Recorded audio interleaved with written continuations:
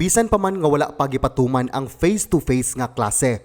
Naningkamot gayud gihapon ang mga opisyales sa Kapitolyo nga magpadayon sa mga proyekto sa infrastruktura alang sa edukasyon.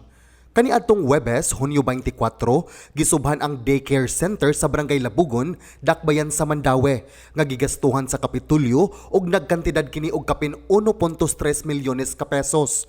Ang maong kantidad nagikan sa Legislative Assistance Fund ni Bukal Glenn Anthony Soco. Kahinumduman nga sa iyang pagbalik og lingkod isip pagkagobernador kaniadtong tuig 2019, gitahasan ni Gobernador Gwen Garcia ang mga opisyalis sa Hunta Probinsyal nga kadtong mulungtad nga proyekto sama sa infrastruktura ang ilang ipanghatag sa mga lungsod sa ilang distrito aron adunay magamit ang katawhan ug ang sunod nga mga henerasyon. Mas maayo tingali infrastructure gyud kay mulungtad. Bisag pila na nakatuig daghan kay makagagamit og magpabilin gyud. Buhing testamento nga ang kwarta sa katawhan gibalik gyud nato sa katawhan.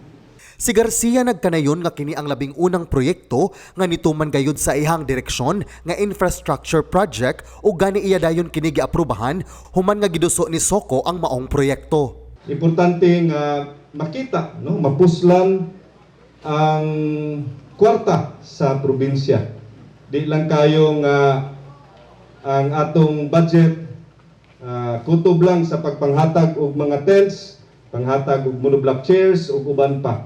Sa iyang bahin nagpasalamat si Mandaue Mayor Jonas Cortez ni Garcia sa paghatag og bag-ong daycare center tungod kay ang edukasyon ang labing gikinahanglan sa mga kabataan sa Dakbayan. Si Governor Gwen, sakto yung kayo ni iyong gibuhat karon. Kay naglantaw siya ang atong mga kabataan, these are the future leaders. And this is part of our goal, our vision, dinis Dakbayas Mandaue.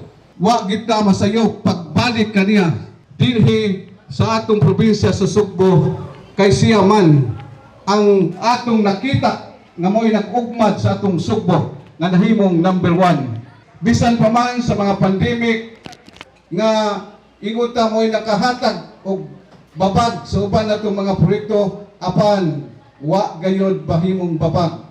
Tungod kay nakita nato ang kakugihan sa atong gobernador uban sa tanan niyang mga board member sa Kapitolyo. John Fredson Granada, Balita sa Sugbo.